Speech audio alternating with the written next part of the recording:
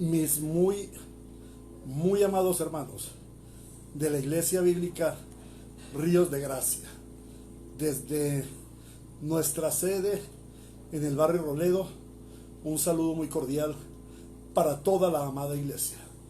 Que la gracia del Señor nos siga sosteniendo, que la diestra de su poder nos siga fortaleciendo. Un saludo muy especial a las personas que se añaden a esta transmisión del culto virtual. Muy especialmente a nuestros hermanos de la iglesia Ríos de Agua Viva, Comunidad Quichua en Medellín. Y a todos los hermanos, a nuestra amada familia en la ciudad de Otavalo, la hermana Marce Narváez y toda su familia, un saludo muy especial. Damos gracias al Señor porque por su poder, por sus fuerzas, Él me permite estar hoy aquí de nuevo ante estas cámaras para poder transmitir, hacer llegar el culto como iglesia. La razón de la existencia de la iglesia es el culto al Señor, y para eso la iglesia debe separar el santo día del Señor. El primer día de la semana, en nuestro caso, es el domingo, para celebrar a nuestro Señor. Y vamos a dar comienzo a nuestro santo culto de una manera especial, de una manera reverente. Y les invito a que vayamos a la santa palabra del Señor en la epístola del apóstol Pablo a los Romanos, capítulo 11, versículo 33 al 36. Les ruego el favor de que me disculpen algunas interrupciones que se presenten, porque debo informarles que estoy en estado de aislamiento. Mi esposa, mi familia no pueden estar aquí, ningún hermano puede estar aquí porque por orden médica estoy en aislamiento. Entonces estoy aquí solo en la oficina tratando de manejar todas las cosas que generalmente me apoya mi esposita. Pero sé que la iglesia es hermosa y que la iglesia nos comprende, me comprende. Muchas gracias, hermanos. Entonces vamos a dar comienzo a nuestro culto y vamos a ir a Romanos capítulo 11, versículo 33 al 36. Es un texto muy conocido para la iglesia. Es la famosa doxología del apóstol Pablo en los Romanos, y es la razón, es el texto fundamental que vamos a tener en esta mañana para celebrar el culto al Señor. En el nombre del Padre, del Hijo y del Espíritu Santo, nos consagramos en este día, en esta hermosa mañana, en este día que hizo el Señor, día de alegría y de gloria, para celebrar el santo culto a nuestro Señor.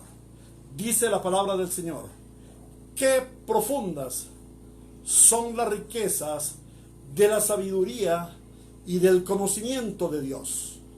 Qué indescifrables sus juicios e inescrutables sus caminos. ¿Quién ha conocido la mente del Señor, o quién ha sido su consejero? ¿Quién le ha dado primero a Dios para que luego Dios le pague? Porque todas las cosas proceden de Él y existen por Él y para Él. A Él sea la gloria por siempre. Amén y amén. Este texto nos habla de la supereminente grandeza de nuestro santo Dios. Este texto nos habla de la soberanía del Dios de los cielos y del Dios de la tierra, del Dios que todo lo ha hecho para la gloria de su nombre. Y aquí estamos nosotros como pueblo de Dios, delante de Dios, para servir al Dios vivo y verdadero por medio de nuestras alabanzas. Y la iglesia Ríos de Gracia se une al coro de los ángeles celestiales, que dice: porque todas las cosas proceden de Él y existen por Él y para Él. A Él sea la gloria por siempre. Amén y amén. Ahora, hermanos, les invito a que vayamos al himno 32 y exaltemos a nuestro Señor, reconociendo cuán grande es Él. Tenemos muchos motivos en solo mirar la creación. Tenemos muchos motivos en mirar nuestra preciosa salvación. Tenemos muchos motivos al mirar nuestra esperanza gloriosa. Tenemos muchos motivos para decirle al Señor: a Él sea la gloria por los siglos de los siglos. Amén y amén. Himno 32. Cantamos al Señor. Cuán grande es Él. Amado Señor, esta mañana tu iglesia reunida, tu pueblo congregado, te decimos: cuán grande eres tú, Señor. Amén.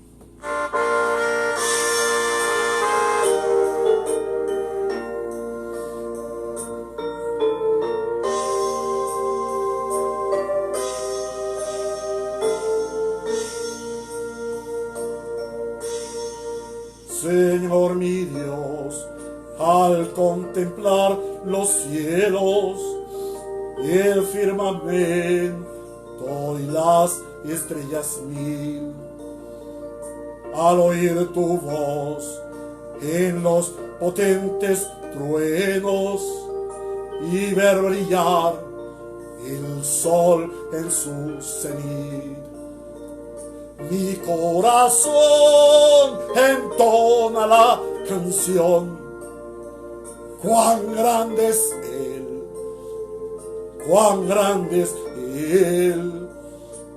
Mi corazón entona la canción: cuán grande es Él, cuán grande es Él.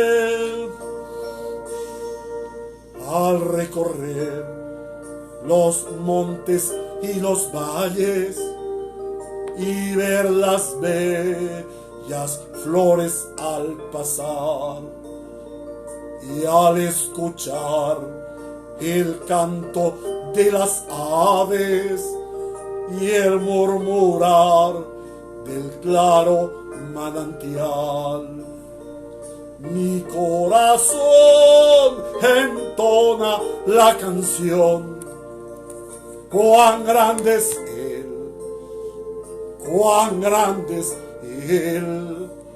Mi corazón entona la canción: cuán grande es Él, cuán grande es Él. Cuando recuerdo del amor divino que desde el cielo al Salvador envió, aquel Jesús que por salvarme vino y en una cruz sufrió por mí y murió. Mi corazón entona la canción: cuán grande es Él, cuán grande es Él. Mi corazón entona la canción: cuán grande es Él, cuán grande es Él. Cuando el Señor me llame a su presencia, al cielo de esplendor, le adoraré cantando la grandeza de su poder y su infinito amor. Mi corazón entona la canción: cuán grande es Él, cuán grande es Él. Mi corazón entona la canción, cuán grande es Él, cuán grande es Él.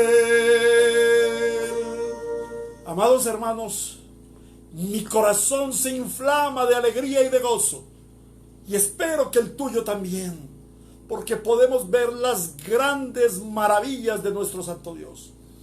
Podemos ver su obra maravillosa en nuestras vidas. Y esas son razones más que suficientes para venir a postrarnos en su presencia, en su día santo, y rendirle todo nuestro ser a Él.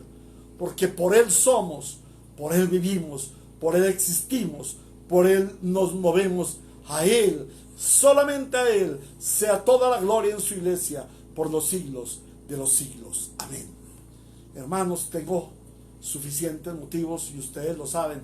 Estoy en recuperación, pero mi Señor es fiel para darme las fuerzas de celebrar el culto al Señor, y pidiendo al Señor que me guiara a cantar himnos que se relacionen con su poder y su gloria y con su obra maravillosa en mi vida, a partir de mi propia vida. Solamente hace una semana estaba internado en un hospital, en la unidad de cuidados intensivos, por la situación del virus. Pero ahora, hoy, después de 5 días de estar en casa, el Señor me ha restaurado para poder celebrarle a Él el culto. Y he podido ver su gloria. Y puedo testificar a ustedes, hermanos, de la gloria de Cristo, caminando, llevándome en todo este tiempo, sosteniéndome con su poder para salir victorioso de esta situación. Y doy gracias a Dios y le alabo. Y por esa razón el Señor me condujo a reconocerle en su gloria, en su poder y en su obra maravillosa a través del himno 178. Sea la paz. Hermanos, estamos pasando por tiempos de tormenta. La iglesia fue diseñada por Dios para que en este lapso de pasaje por la tierra, la iglesia sea una iglesia marchante, sufriente, que atraviesa adversidades. Una iglesia que ama al reino, que aprende a amar al reino a través de sostenerse en el reino en medio de las adversidades. El Señor nos sostiene. Y aunque se encrespen las aguas, aunque los vientos soplen, allí estará Jesús, el Señor, el príncipe de paz, el buen pastor, guiando a su rebaño. Por eso vamos a cantar al Señor un himno, quizás difícil en la tonada, pero es un himno que nos ha de producir mucha emoción, mucho gozo. Y está basado en Marcos 4:39, en la historia de la barca en medio de la tormenta. Hoy, mejor, el Señor Jesús gobernando la tormenta para que la barca no se hundiese. Maestro, se encrespan las aguas. Himno 178. Gracias te damos, Señor.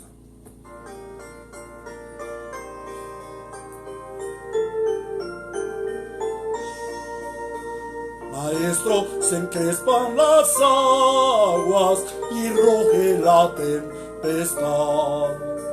Los grandes abismos del cielo se llenan de oscuridad. ¿No ves que aquí perecemos? Puedes dormir así. Cuando el mar agitado nos abre profundo sepulcro aquí, los vientos, las ondas oirán tu voz. Sea la paz, sea la paz. Calmas las iras del negro mar, las luchas del alma las hace cesar, y así la barquilla no va al Señor, hundirse no puede en el mar traidor.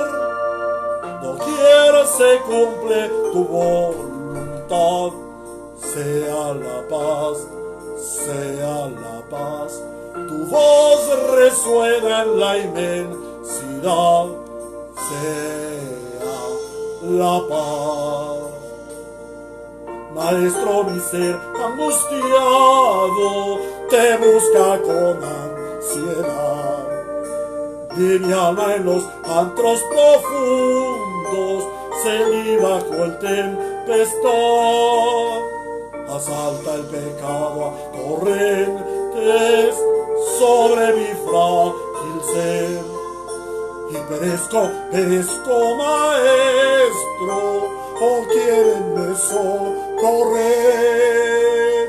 Los vientos, las ondas oirán tu voz, sea la paz, sea la paz. Calma las iras del negro mar, las luchas del alma las hace cesar, y así la barquilla no va al Señor, hundirse no puede en el mar traidor. Doquier se cumple tu voluntad, sea la paz, sea la paz.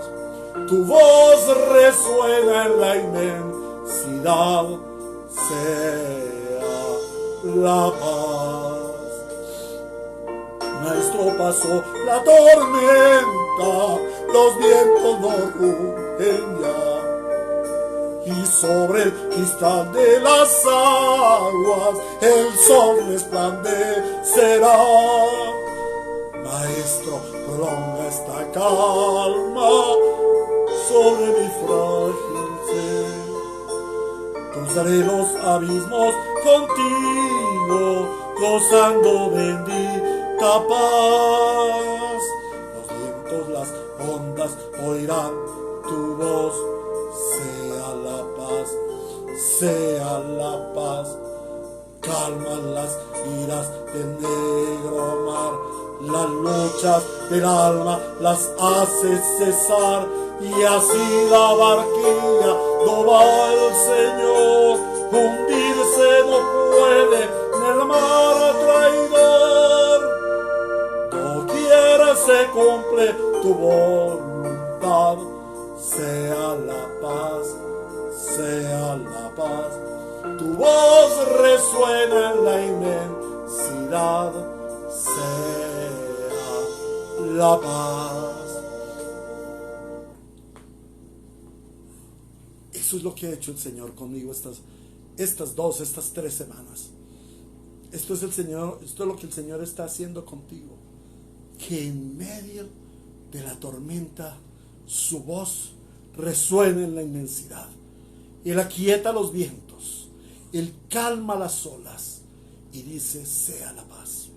En medio de cruel tormenta, tú solamente puedes escuchar la voz de aquel que dice, sobre los truenos, sobre las olas, sobre las lluvias, sea la paz. Un saludo muy especial a una familia muy amada, de una hermana excelsa, una hermana muy querida en el Señor, en la iglesia Quichua Ríos de Agua Viva, y es la familia de la hermana Manuela Bastidas, quien ya habiendo pasado las olas, los truenos, los vientos y las lluvias de esta tierra, ahora reposa en la paz de Cristo. Ahora está en la presencia del Santo Señor que la redimió. Ahora vive para siempre, porque Dios es Dios de vivos y no de muertos. Pero su familia está sufriendo como los discípulos sufrieron en la barca. Las olas, el mar, los vientos, el resoplido de los vientos que se tragaba la pequeña barquilla. Pero allí estaba el más poderoso que los vientos y que las olas, el Señor Jesús, diciendo sea la paz. Asimismo, para la familia de la hermana Manuela Bastidas, sea la paz. Esa voz retumba en la inmensidad sobre los sonidos de las olas, de los truenos y del viento soplando. Un saludo muy especial a esta familia Salazar Bastidas. Que el Señor bendiga sus vidas. Y a toda la comunidad quichua, a toda la comunidad Ríos de Agua Viva en Medellín, que está pasando por este sufrimiento, a todos sus parientes, la familia Bastidas, el hermano Pedro, el hermano Antonio, la hermana María, a todos los relacionados. La paz del Señor sea con todos ustedes. Hermanos, vamos a continuar leyendo la palabra del Señor, y como es nuestra costumbre, vamos leyendo secuencialmente toda la Biblia. Ya estamos en la carta de Santiago, capítulo 2. Le ruego el favor que allí en su casa estén en este texto y vamos a leerlo juntos. Yo en este momento no me puedo poner en pie, pero ruego el favor a los hermanos en sus casas que se pongan en pie en honor a la palabra. Le ruego el favor a los padres que dirijan a sus hijos a tener gran reverencia por la palabra y que se pongan en pie, por favor, para leer la Santa Escritura. Esto es lo que dice la palabra de Dios en la carta de Santiago, capítulo 2. Hermanos míos, la fe que tienen en nuestro glorioso Señor Jesucristo no debe dar lugar a favoritismos. Supongamos que en el lugar donde se reúnen entra un hombre con anillo de oro y ropa elegante, y entra también un pobre desarrapado. Si atienden bien al que lleva ropa elegante, le dicen: siéntese usted aquí en este lugar cómodo. Pero al pobre le dicen: quédate ahí de pie, o siéntate en el suelo a mis pies. ¿Acaso no hacen discriminación entre ustedes, juzgando con malas intenciones? Escuchen, mis queridos hermanos, ¿no ha escogido Dios a los que son pobres según el mundo, para que sean ricos en la fe y hereden el reino que prometió a quienes lo aman? Pero ustedes han menospreciado al pobre. ¿No son los ricos quienes los explotan a ustedes y los arrastran ante los tribunales? ¿No son ellos los que blasfeman el buen nombre de aquel a quien ustedes pertenecen? Hacen muy bien si de veras cumplen la ley suprema de la Escritura: ama a tu prójimo como a ti mismo. Pero si muestran algún favoritismo, pecan y son culpables, pues la misma ley los acusa de ser transgresores.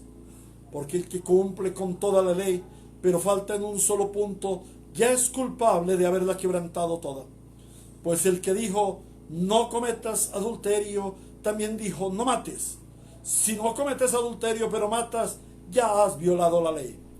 Hablen y pórtense como quienes han de ser juzgados por la ley que nos da la libertad, porque habrá un juicio sin compasión para el que actúe sin compasión. La compasión triunfa en el juicio. Hermanos míos, ¿de qué le sirve a uno alegar que tiene fe si no tiene obras? ¿Acaso podrá salvarlo esa fe? Supongamos que un hermano o una hermana no tienen con qué vestirse y carecen de alimento diario, y uno de ustedes le dice: que le vaya bien, abríguense y coman hasta saciarse, pero no les da lo necesario para el cuerpo. ¿De qué servirá eso? Así también la fe por sí sola, si no tiene obras, está muerta. Sin embargo, alguien dirá: tú tienes fe y yo tengo obras.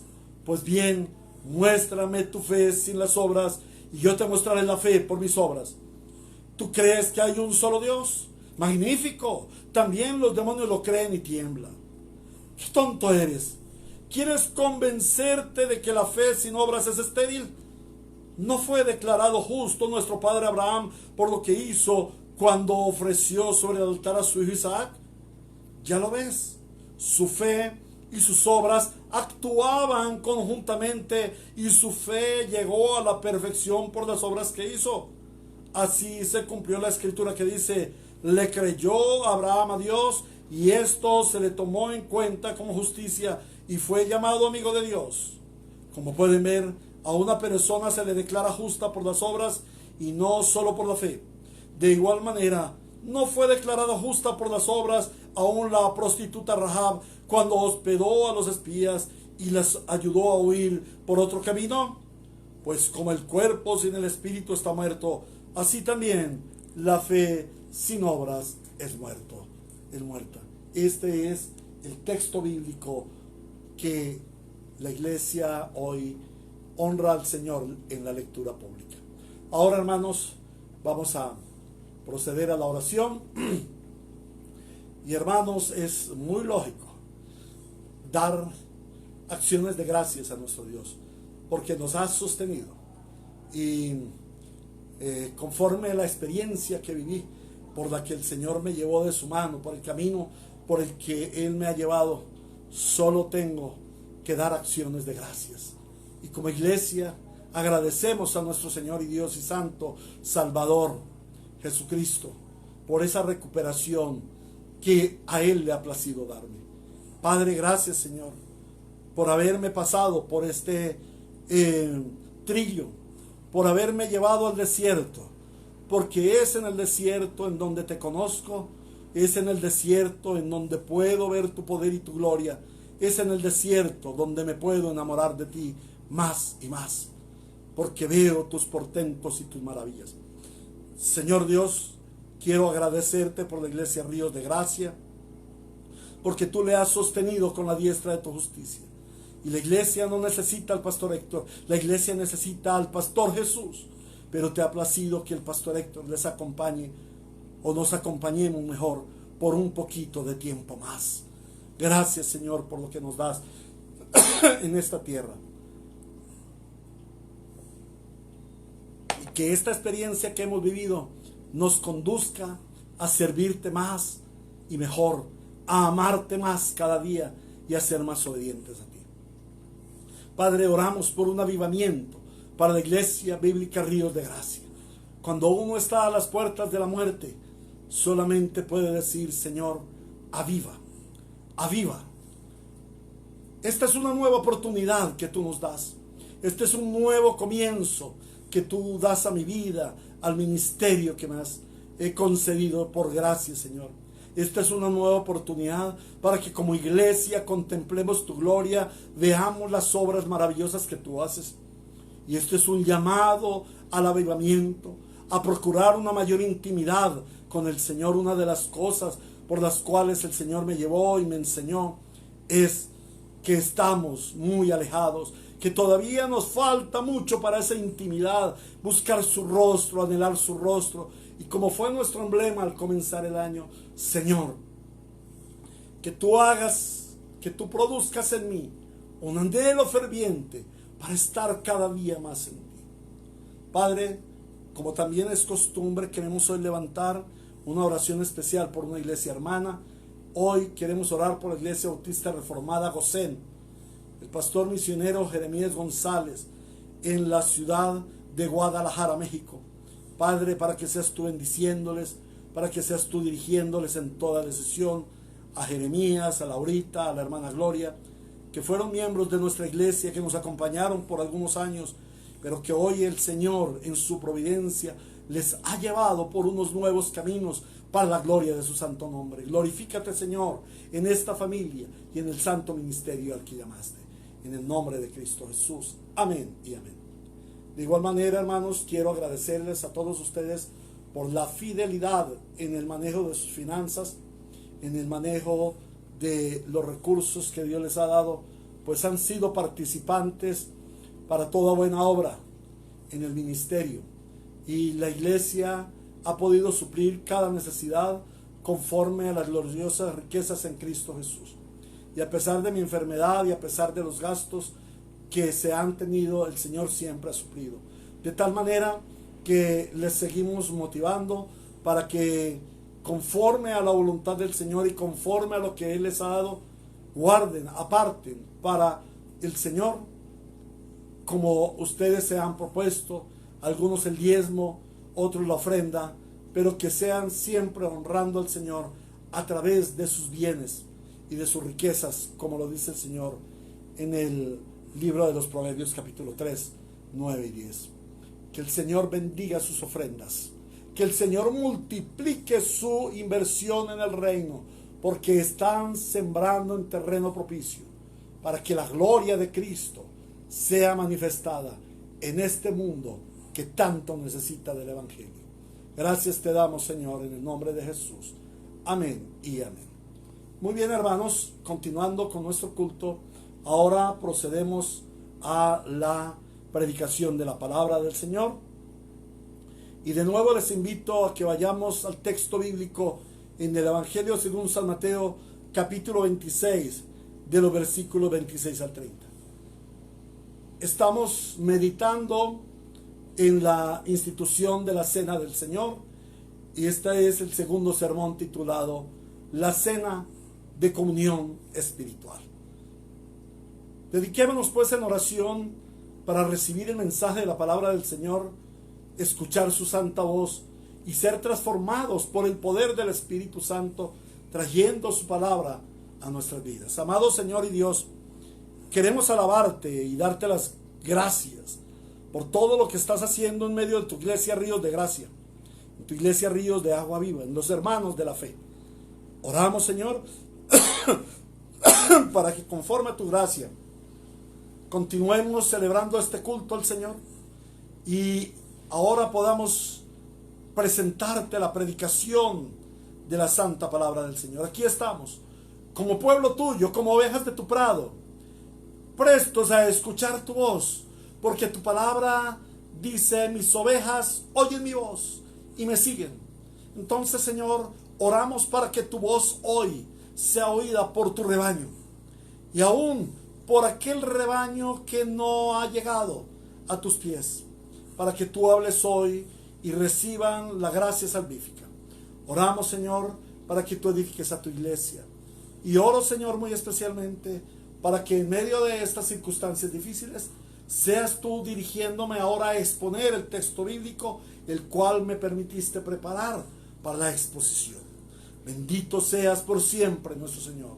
Alabado seas, porque te ha placido nutrirnos con la palabra que es vida. En nombre de Jesús nos dedicamos a ti. Amén y amén. Dice la palabra del Señor en el Evangelio según San Mateo, capítulo 26, versículos 26 al 30.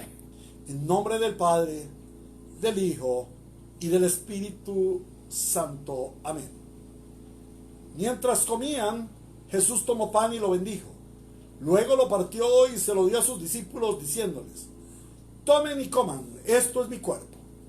Después tomó la copa, dio gracias y se la ofreció, diciéndoles: beban de ella todos ustedes. Esto es mi sangre del pacto, que es derramada por muchos para el perdón de pecados. Les digo que no beberé de este fruto de la vid desde ahora en adelante hasta el día en que beba con ustedes el vino nuevo en el reino de mi Padre. Después de cantar los salmos, salieron al monte de los olivos. Palabra de Dios. Bueno, hermanitos amados, damos gracias al Señor por el privilegio que nos da Él de reunirnos de nuevo y estar delante de su palabra. Y como introducción a nuestro sermón de esta mañana, y debido a la ausencia de un mes, hoy hasta el último culto fue hace exactamente un mes, entonces debido a esa ausencia por la enfermedad, vamos a ponernos primero en contexto del texto que estamos meditando. Y recordamos que el Señor Jesús está viviendo su última semana del ministerio terrenal. Ya Él subió a Jerusalén para ser entregado a los judíos, ser crucificado, muerto y sepultado y resucitar al tercer día. Pero estamos viendo paso a paso esos eventos y muy detalladamente para extraer de la santa palabra toda la riqueza que contiene este mensaje de la última semana, de la vida de la última semana de nuestro Señor Jesucristo en el ministerio terrenal. El Señor Jesús había subido a Jerusalén, entró en la ciudad siendo loado por el pueblo, también fue rechazado por los sacerdotes y ministros que estaban en esa época en el Sanedrín, en el templo. Fue perseguido, también fue honrado por aquella mujer al lavarle los pies con el perfume. También fue traicionado por Judas.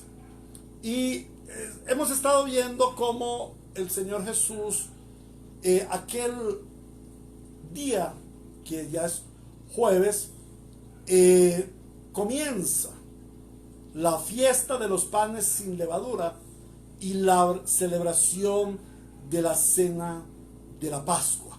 Entonces esto ya es el viernes. O sea, para el calendario judío, para la cronología judía, ya da comienzo el Shabbat. Estamos hablando del viernes en las horas del jueves en las horas de la tarde. Era la celebración de la Pascua. Perdón, estoy aquí un poquito enredado. Era la celebración de la cena de la Pascua, que fue lo que nosotros conocemos hoy como jueves en las horas de la tarde, pero para ellos era el sexto día de la semana en las horas de la noche. Comenzaba al ocultarse el sol, comenzaba el día de la Pascua, y allí estaban en esa celebración tan especial para ellos que eran judíos. Pero esta cena de la Pascua celebrada por el Señor Jesús es una cena totalmente diferente a la que había sido impuesta por las formas tradicionales de la religión judía, lo que estaba en el Talmud, ¿cierto? En las leyes de los judíos habían unas normas estrictas para celebrar la cena de la Pascua, pero esto no era parte de la ley de Dios. Y el Señor Jesús, en todo su plan eterno, Él viene a hacer una cena que es de carácter transitorio. ¿Por qué es una cena de carácter transitorio? Porque esta cena parte la historia del pueblo de Dios en dos. Por una parte, se finaliza la celebración judía de la cena de la Pascua. Se acaba, esta es la última cena de la Pascua para los judíos. Todas las cenas de Pascua que han celebrado los judíos a partir de aquella última cena del Señor no tienen ninguna validez ante los ojos de Dios. No han sido más que meras relaciones sociales y familiares.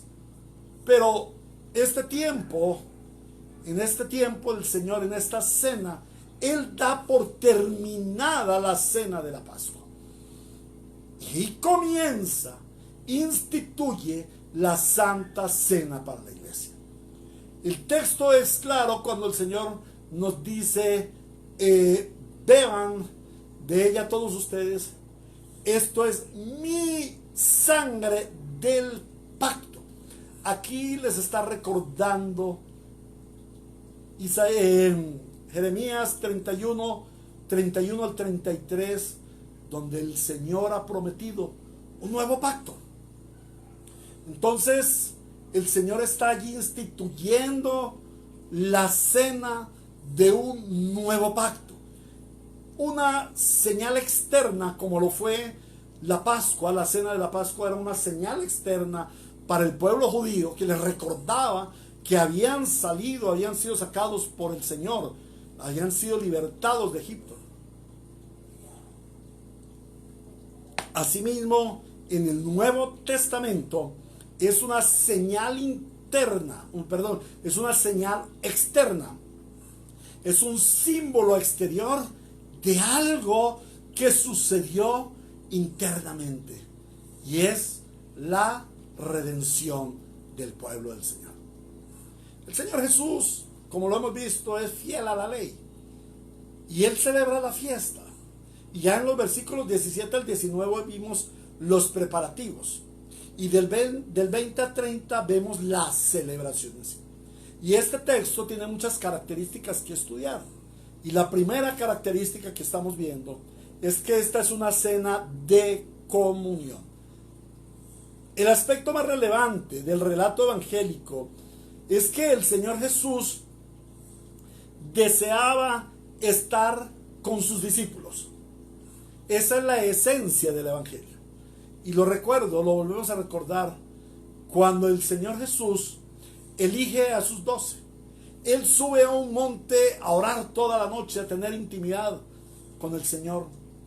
Y oró para escoger a sus 12 discípulos.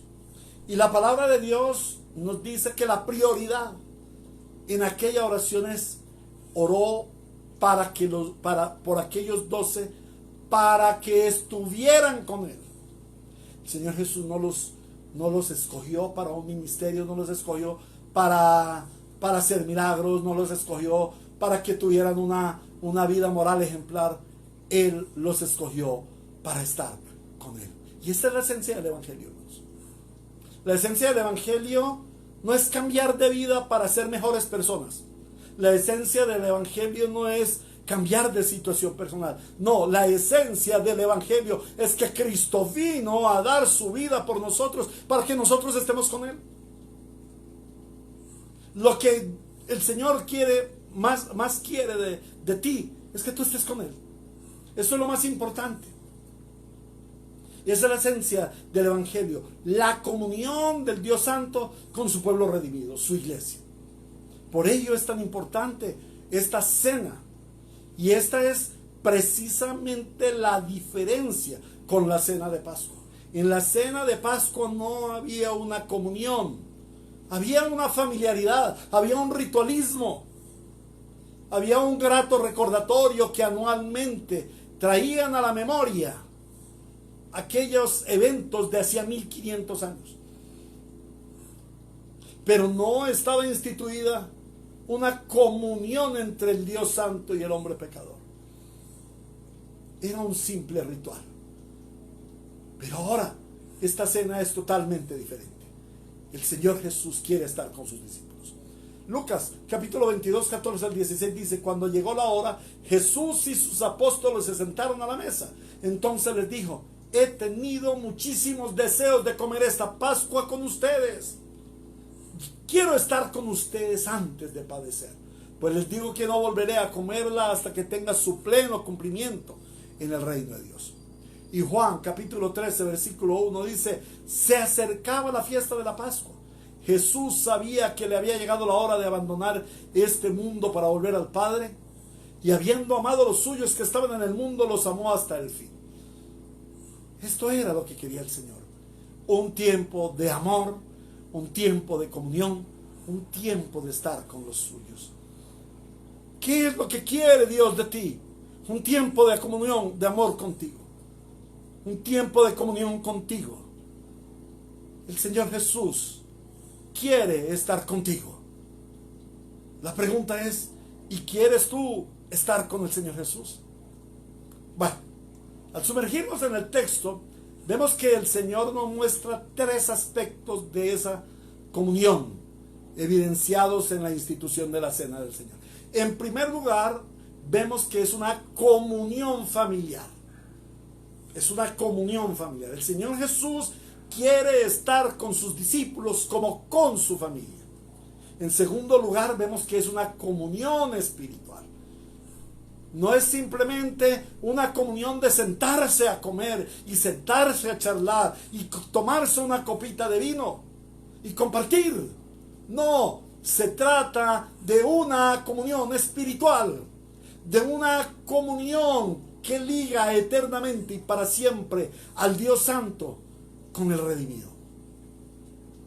Y en tercer lugar, vemos que es una comunión trascendental, que no es una comunión para estar por unas horas sentaditos allí, comiendo el pan, tomando el vino, comiendo el cordero con las hierbas amargas.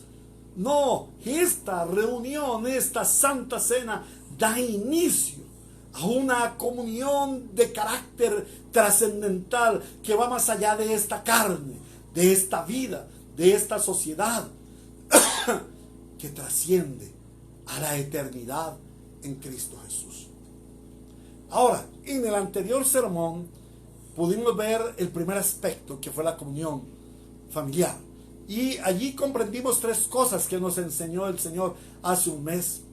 En primer lugar, lo primero que el Señor nos enseñó es que hay un anhelo de Dios de tener comunión de carácter familiar con sus redimidos. El anhelo de Dios es tener comunión con sus redimidos.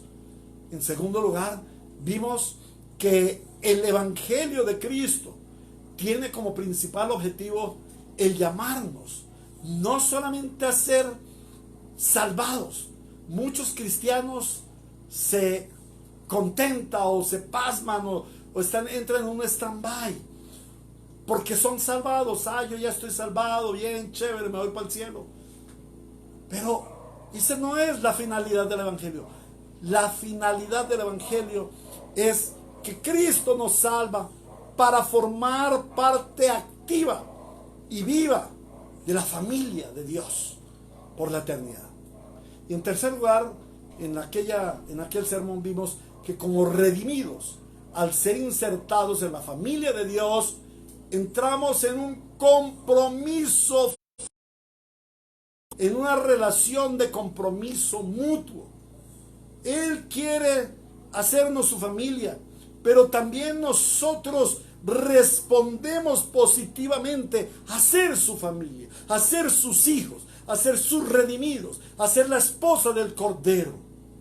Pero no solamente a tener una relación vertical entre Dios y nosotros, sino que es un llamado del Señor a tener una relación horizontal, una relación de amor entre los hermanos y una relación de evangelismo hacia los perdidos.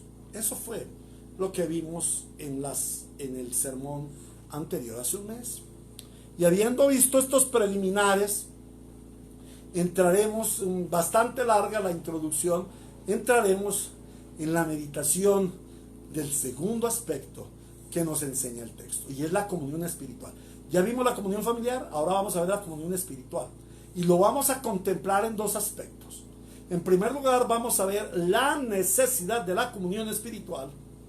Y en segundo lugar, vamos a ver la provisión de Dios para la comunión espiritual.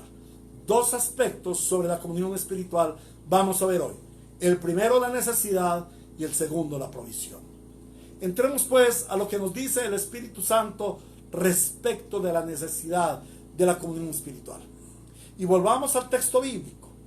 En el versículo 26 dice: mientras comían, Jesús tomó pan y lo bendijo. Luego lo partió y se lo dio a sus discípulos, diciéndoles: tomen y coman. Tomen y coman, este es mi cuerpo. Después tomó la copa, dio gracias y se la ofreció, diciéndoles: beban de ella ustedes todos. Esto es mi sangre del pacto, que es derramada por muchos para el perdón de los pecados. Bueno, volvemos al escenario. El Señor Jesús estaba allí con sus discípulos, celebrando la cena pascual, sentado a la mesa con quienes Él había escogido para que fuesen su familia. Pero a pesar de la presencia de Dios en la persona del Hijo, o sea, los discípulos tenían que ser conscientes de que ellos estaban delante del Dios viviente.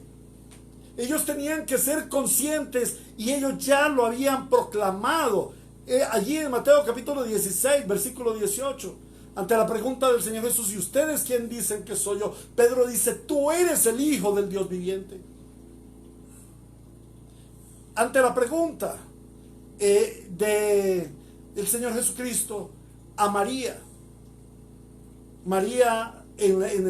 la hermana de Lázaro, le pregunta el Señor: ¿tú crees? Y ella le dice: sí, yo creo que tú eres el Cristo, el Hijo del Dios viviente. Ellos no eran ajenos a la identidad, a la naturaleza de Cristo. Ellos sabían que Cristo es Dios. Ellos estaban frente a Dios en aquella cena. ¿Te imaginas tú sentado frente a Dios con otros 11 hermanos disfrutando de la Santa Cena? ¿Cómo sería tu actitud? Pero hermanos, a pesar de que ellos estaban frente a Dios en la persona del Hijo, a pesar de que esta cena requería de solemnidad, porque era un acto solemne que les recordaba la Pascua, a pesar de que era una fiesta importante, en esa ocasión aquella cena no pasaba de ser una reunión social en la que los invitados estaban mostrando su naturaleza pecaminosa. ¿Por qué digo esto, hermanos? Porque ellos continuaban compitiendo por lugares de importancia. El Evangelio según San Lucas nos dice que ellos discutían a ver quién iba a ser mayor en el reino. Uno de ellos ya le había traicionado, ya le había vendido. Los otros estaban inestables. Cuando el Señor les dijo, uno de ustedes me va a traicionar, todos dijeron, seré yo, Señor, seré yo. ¿Qué muestra esto? Que ellos tenían todavía un dominio del pecado. Estaban temerosos por el pecado. Después Pedro le negaría. Después los otros 9 saldrían corriendo. Esto nos muestra que a pesar de haber pertenecido a ese grupo tan selecto, a pesar de estar delante del Señor Jesucristo, ellos estaban todavía bajo el dominio del pecado. Y entonces nos surge la pregunta, ¿cómo podrían ellos, aún con esa naturaleza pecaminosa, tener una comunión familiar con el Dios Santo? Allí estaba faltando algo. Allí se necesitaba algo. ¿Qué faltaba? La respuesta es, faltaba la transformación espiritual. Faltaba que ellos vinieran a tener una identidad espiritual con Cristo para poder tener una comunión familiar y eterna con Él. Ahora, al meditar en la celebración de la Santa Cena, debemos recordar que a través de todo el mundo, y algunas veces, algunos de ustedes quizás hayan sido inquietados por alguien respecto de esto, pero alrededor del mundo y a través de la historia existen diversas celebraciones de rituales muy parecidos, muy similares a nuestra Santa Cena. Compartir el pan, para tener un pan que muestra la unidad. Esto lo hacen los hindúes, ¿cierto? Partir el pan, repartirlo, tomar una copa de jugo o de vino, y algunas logias también lo hacen. En diferentes religiones y culturas del mundo han acostumbrado a tener este ritual. Pero la gran mayoría de ellos lo que buscan es un sentido de comunión entre las gentes. El peace and love. Comamos este pan y tomemos de esta copa para que estemos unidos en compañerismo, en sincretismo religioso, en misticismo. Y saben una cosa, algunas de esas celebraciones rituales son aún anteriores a la Santa Cena instituida por el Señor Jesucristo, de la cual estamos hablando en esta mañana. Y ellos reclaman que Jesús toma el modelo de ellos. Pero entonces, ¿qué hace a nuestra Santa Cena diferente? ¿Qué hace que nuestra Santa Cena sea un sacramento instituido por el Señor para su iglesia? ¿Qué hace? ¿Por qué ha de ser la Santa Cena diferente?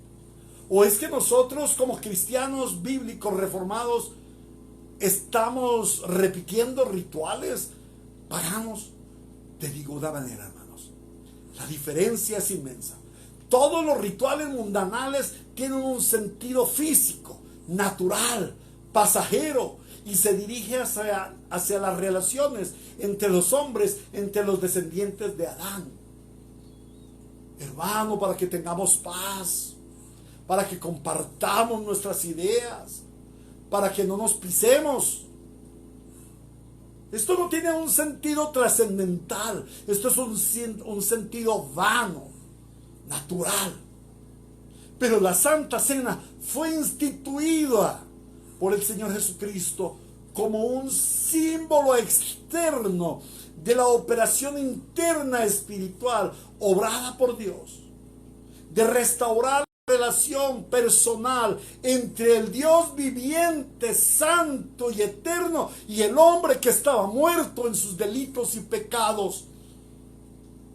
Los hombres podrán hacer miles de rituales parecidos a la Santa Cena, pero nunca esos rituales serán trascendentes.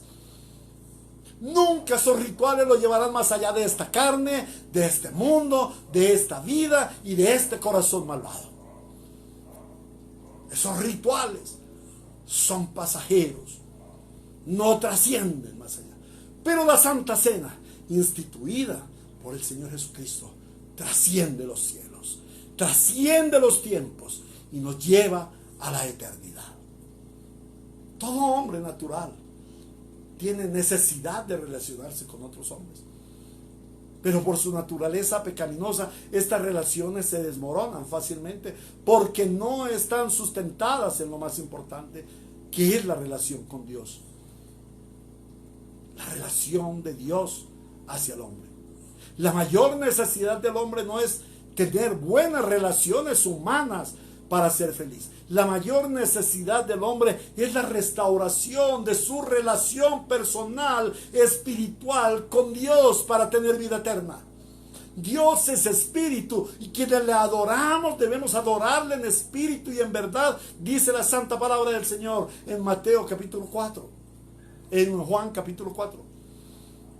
Hermanos, la mayor necesidad de nosotros no está en tener buenas relaciones con otros. Una buena relación con otras personas no trasciende.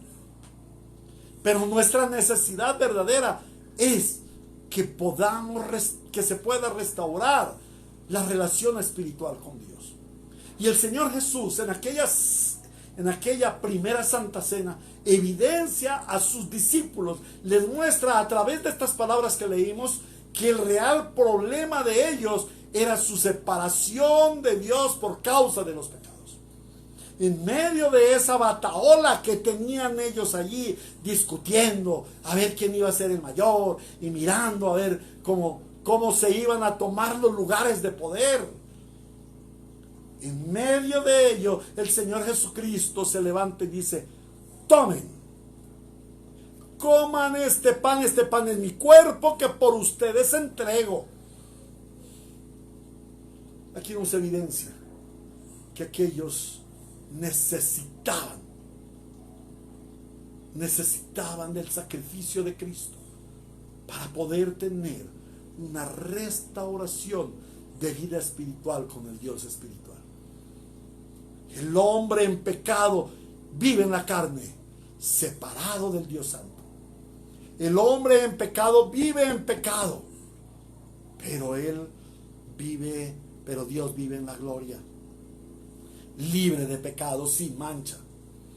El problema real de aquellos discípulos es la separación de Dios por causa de sus pecados. Y lo que ellos necesitaban no era un ritual religioso que les recordara que había sucedido en Egipto hacía 1500 años atrás.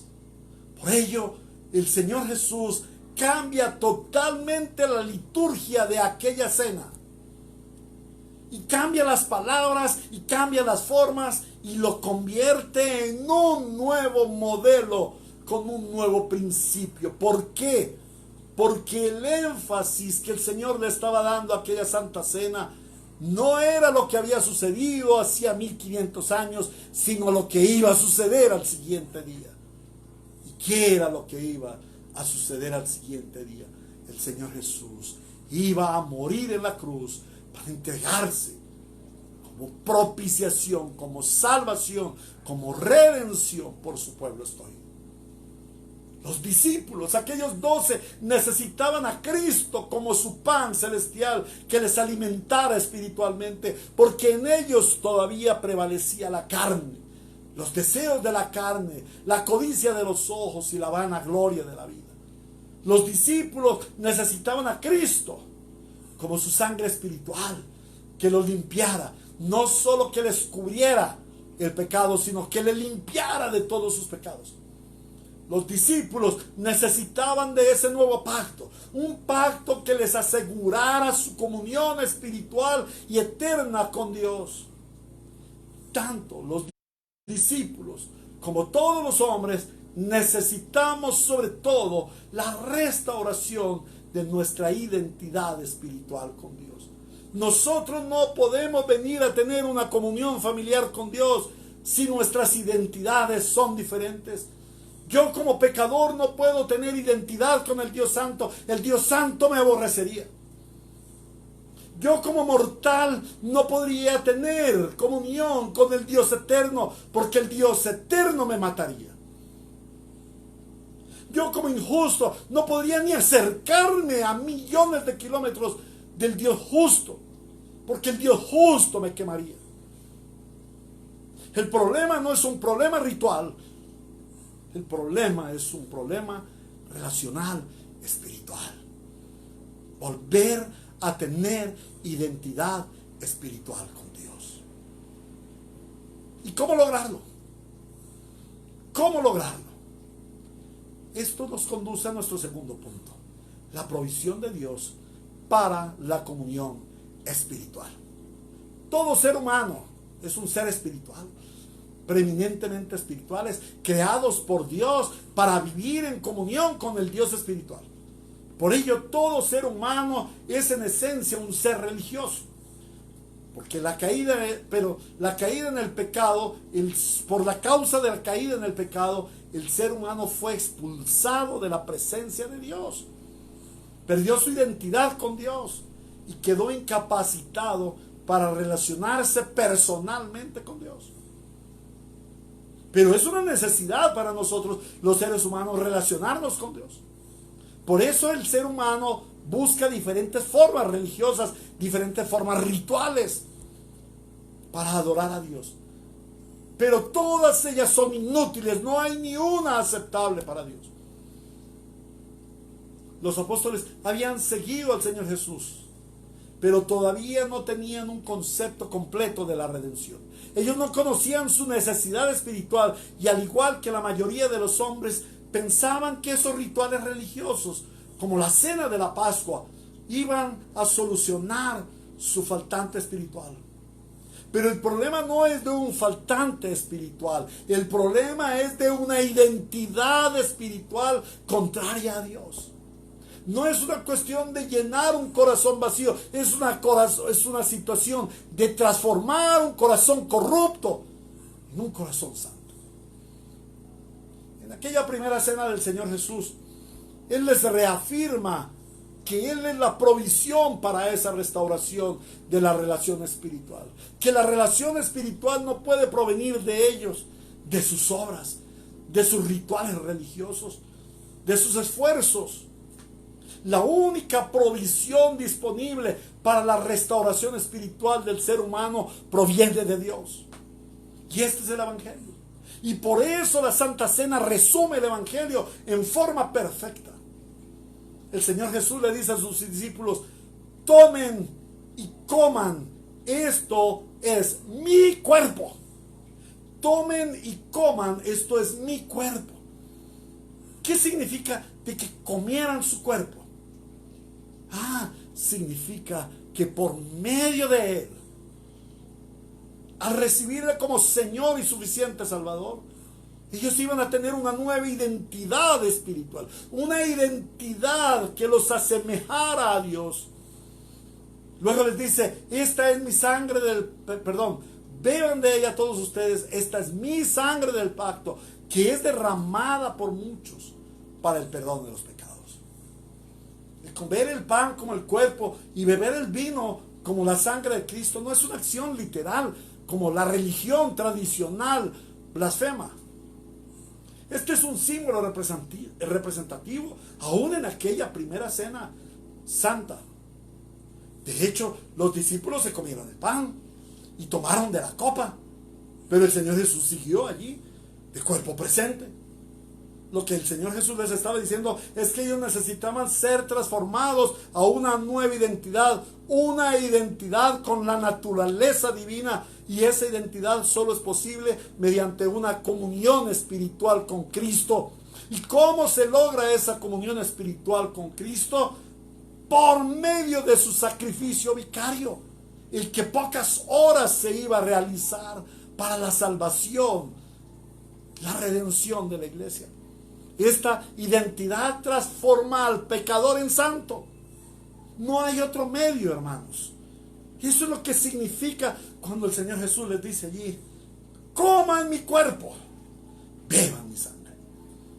Los dos elementos centrales de la cena que estaba celebrando el Señor Jesús hablaron a los apóstoles del perfecto cumplimiento de la promesa de Dios de hacer un nuevo pacto, en que el hombre pecador pudiera tener comunión con el Dios Santo. Esto es un asunto espiritual. Cuando el Señor les dice: coman este pan, Él les estaba recordando aquella enseñanza que les había dado en Juan capítulo 6, 25 a 59, titulada: yo soy el pan de vida. Él les estaba confirmando que Él es el cumplimiento de las palabras del profeta Isaías cuando dijo que el Mesías sería molido y partido por nuestros pecados. Luego, en la consagración de la copa, el Señor le recuerda que solamente mediante el derramamiento de sangre hay remisión de pecados, y que esta copa, a usanza de los antiguos, era el sello de un nuevo pacto. Los antiguos, cuando celebraban un pacto, lo sellaban con copa.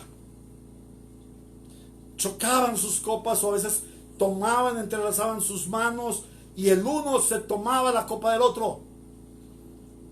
Así se sellaba el pacto. Ahora el Señor Jesús está repartiendo la copa y diciéndoles: beban de esta copa, beban de mi copa, porque esta copa de vino representa la sangre que mañana voy a derramar en la cruz del Calvario para el perdón de todos los pecados, para el perdón de todos sus pecados, porque sin ese derramamiento de sangre no habrá remisión de pecados. El Señor Jesús estaba dando comienzo al nuevo pacto, un pacto eterno e irrompible. ¿Cómo puede el hombre pecador tener comunión con el Dios Santo?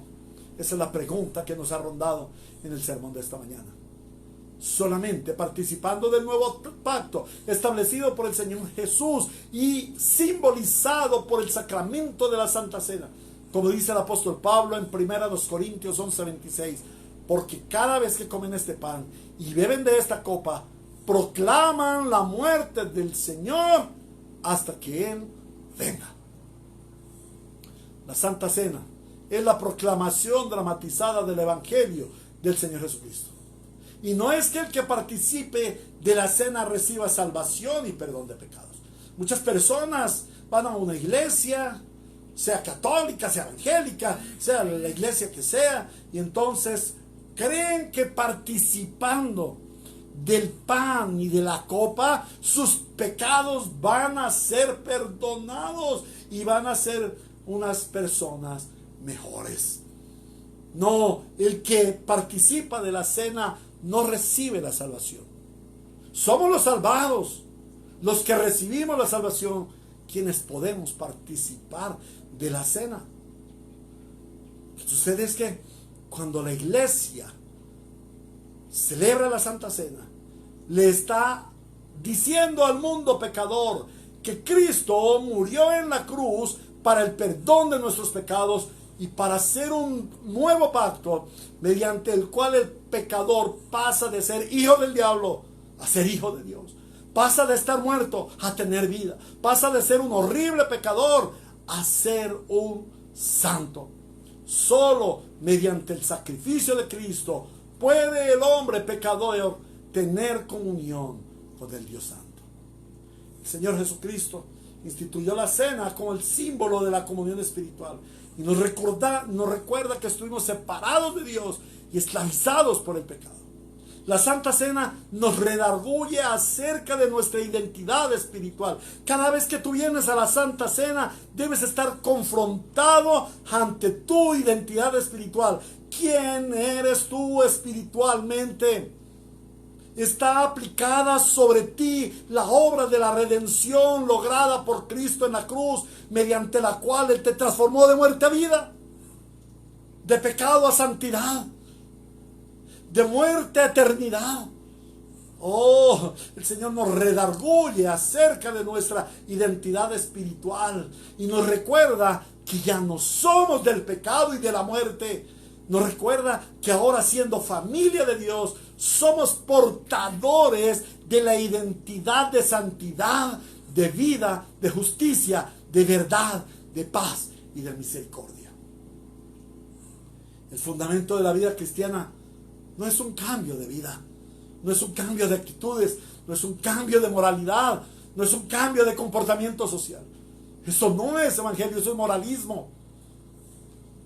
La esencia de la vida cristiana es ser transformados radicalmente de una vieja naturaleza, desarraigados de una naturaleza vieja llena de pecado, vanidad y muerte, y ser pasados a una nueva identidad, a una nueva naturaleza en Cristo. Y esto es lo que significa comer de su cuerpo y beber de su sangre. Cada vez que venimos a la Santa Cena, debemos mirar que ahora tenemos una nueva identidad, que si somos participantes de esa cena familiar con Cristo, familiar con Dios nuestro Padre, es porque Él nos transformó de naturaleza al precio de su sacrificio en la cruz.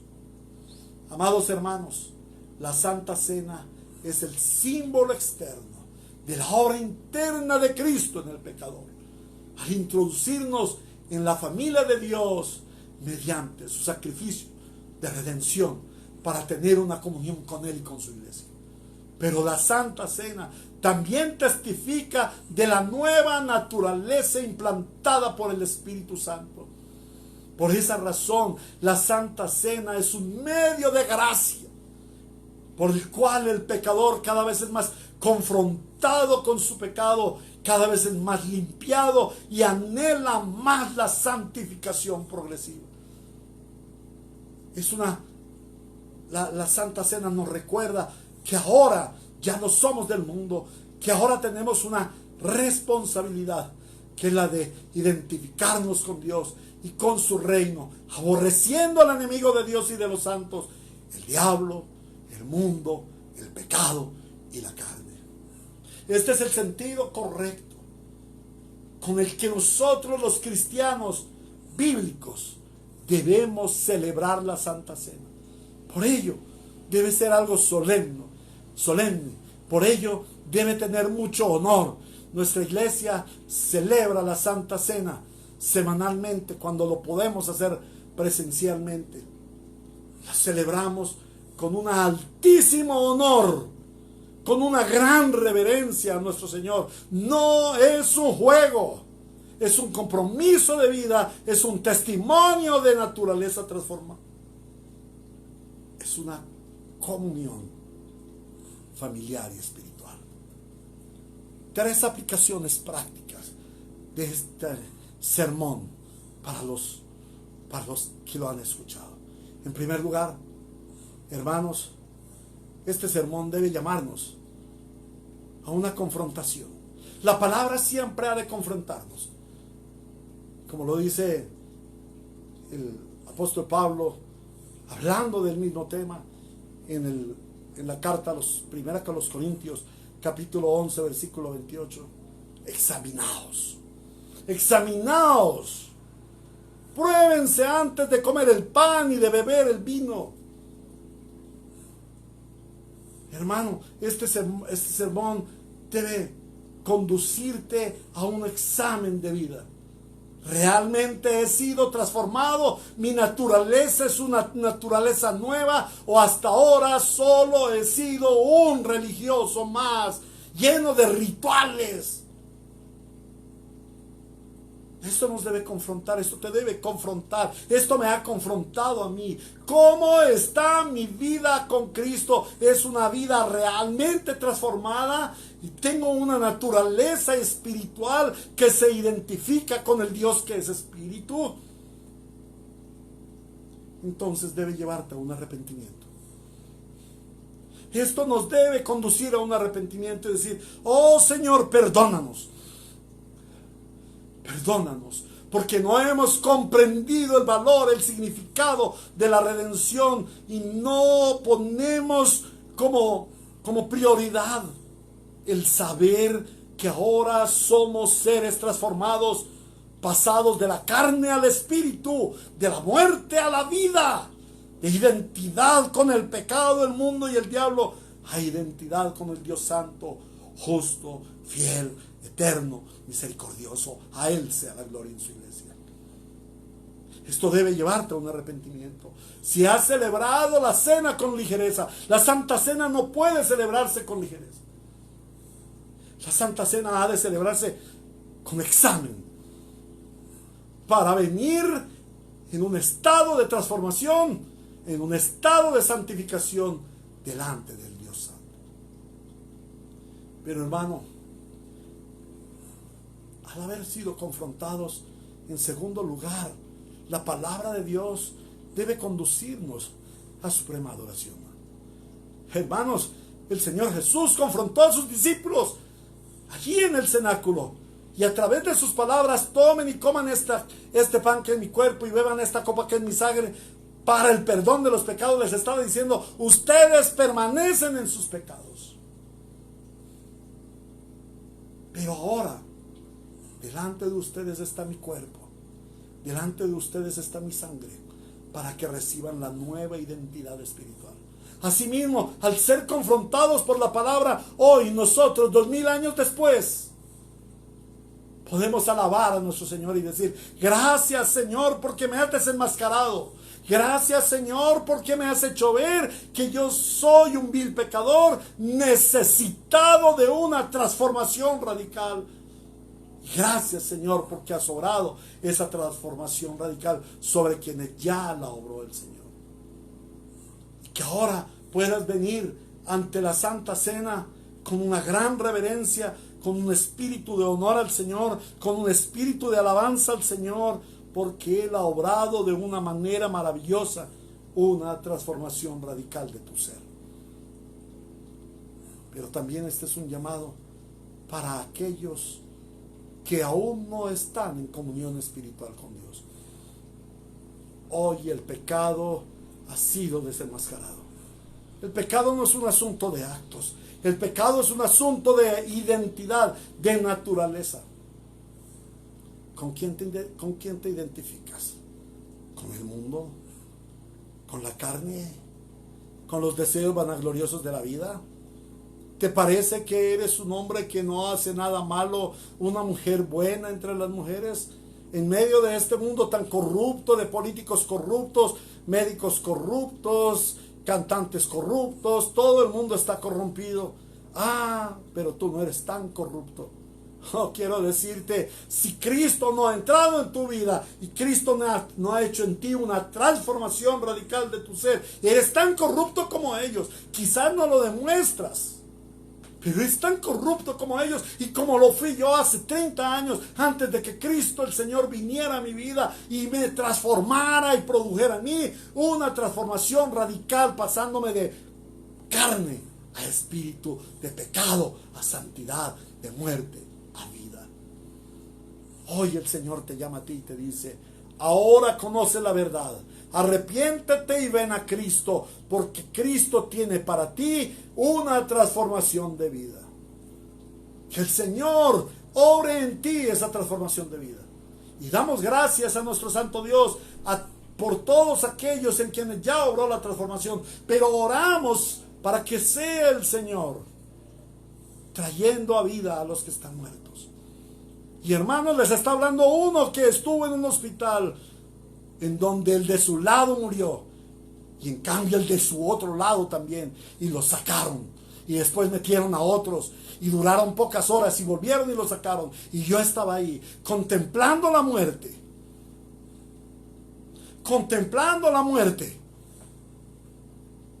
y diciendo: oh Señor, ¿y quién les hablará?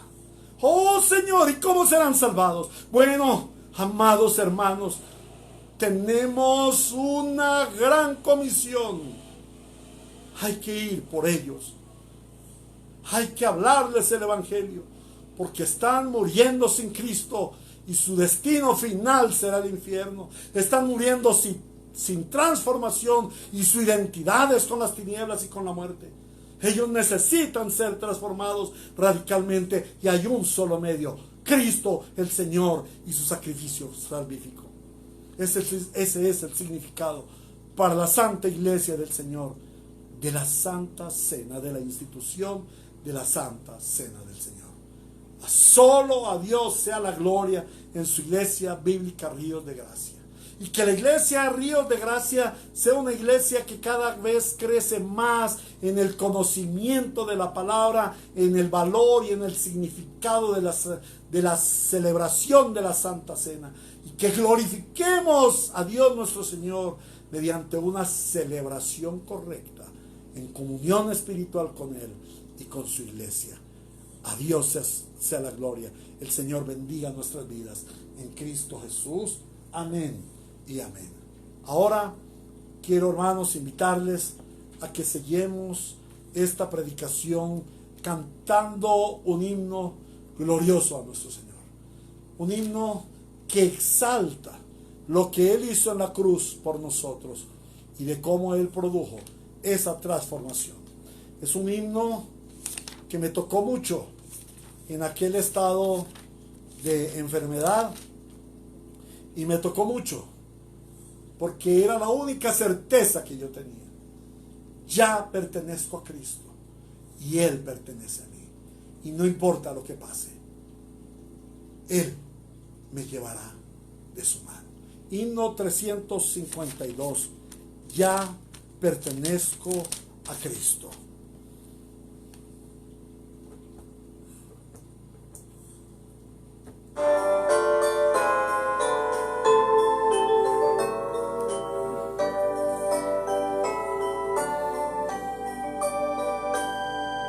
Cristo el Señor me ama por siempre, mi vida guarda, Él tiernamente vence el pecado, cuida del mal, ya pertenezco a Él, ya pertenezco a Cristo, Él pertenece a mí.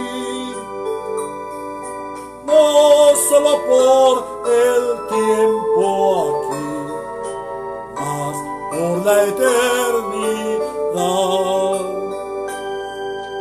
Cristo bajó del cielo a buscarme, cubierto de pecado encontróme, me levantó de vergüenzas mil, ya pertenezco a Él, ya pertenezco a Cristo, Él pertenece a mí,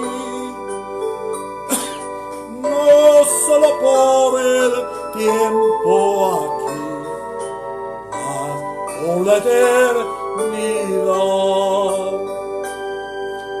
Gozo indecible inunda mi alma, ya libertado estoy y mi vida llena está de felicidad. Ya pertenezco a Él, ya pertenezco a Cristo y Él pertenece a mí. no solo por el tiempo aquí, mas por la eternidad. Este himno nos habla de una identidad,